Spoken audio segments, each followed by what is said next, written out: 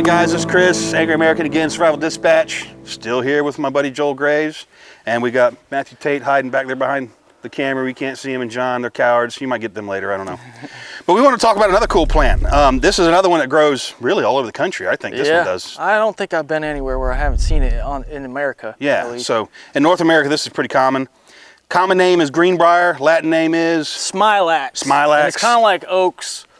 We don't care if it's a turkey oak or a water oak. It's oak. Oak. Yeah. And this is a great food. It has a few different uses. And if Nikki can get in here, you see all these tips here.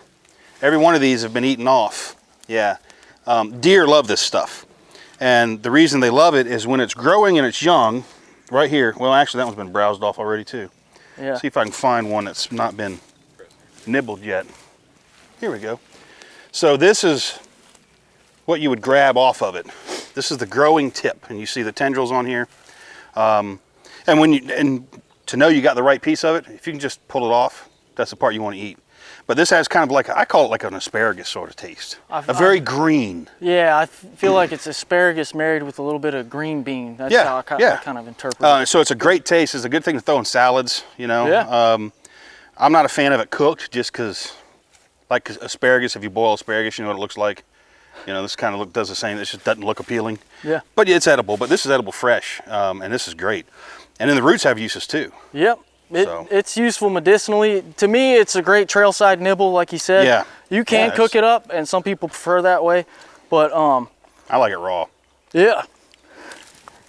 One thing that I do like to point out when we're talking about Smilax is because, especially in these Florida woods, we do have stuff that, to the complete plant novice, could get you in trouble. So what you'll notice on all these Smilax species is they have two tendrils, one leaf, and then the stem. I got two tendrils right here, one leaf, and then the stem. And that's the pattern that you're looking for. There's certain things that we might show you later, like Virginia creeper and even jessamine vine, that when it's springtime and it's got that new growth, the complete rookie could kind of mix those up. But Virginia creeper's one I'm always like, no, don't even look the same. Yeah. We're going to do a video on Virginia creeper for you guys because so many people ask about what is Virginia creeper. They think it's poison ivy and all kinds of craziness, but it's not. It's totally harmless. It does grow everywhere. But have you ever messed with the roots of Smilax? Not so much. I know people that do, and for any kind of like skin conditions or eczema, it's supposed to be like a liver tonic. Yep. And one thing that it does have in it is, what's the stuff to make jelly? You need it to set pectin. Pectin, yep. Pectin. It's got a high pectin content. And the cool thing is when you dig them up, they're not very big. A big Smilax root is like that, but they're on like a chain almost. Yeah. And you can crush those things in water and process them just like you would cattail for a flower, but the flower will be pink. Yeah. It's really cool. And that probably comes from the pectin, I would imagine, that's in them. Yeah, I think so. Likely. But yeah. One thing that's awesome about this plant too is nutritionally, it has a pretty high protein content, which is nice when you're living off the land. Yeah. And that's why the animals smash it.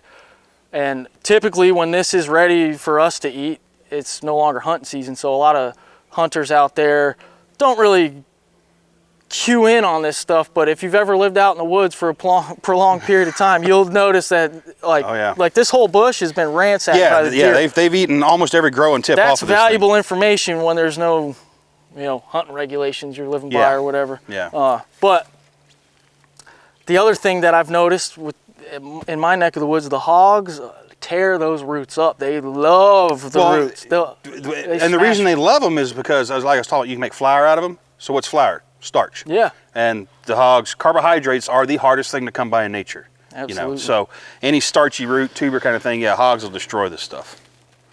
But that's Greenbrier or Smilax, if you like the Latin. And there are different varieties of this. Some are called Bullbrier, but the root of it is, if you remember, like Joel was saying, one leaf, on a stem, and then the tendrils. If you get the two leaves, and again, I forget all the botany terms. And it's really, in the springtime is kind of where the danger lies with the rookies. Once stuff starts to grow out and leaf out, it's very hard to mistake. This is a very safe, if somebody says, teach me one, this is the one I love to start with. my daughter, when she was like 7 and 8 years old, would freak out the ladies at the bus stop at the end of the road because she would be pulling this off the fence line and eating it, and they would call me in a panic. that she's down there eating poisonous plants. I'm like, what is she eating? And they tell me like she's fine. I said she knows what she's doing. Yeah, that's awesome. It would just freak the neighbors out, you know. So, but again, Greenbrier, Smilax, super simple. When you're wandering around in the woods, even parks, keep your eyes open. You know, there's stuff everywhere. And you know, we're in a pretty good patch of woods, so we'll hit a few more today. But again, thanks Joel for being out here. Yeah, if you guys like the video, click the like thing, comment below, let us know what you think, and we'll do some more for you.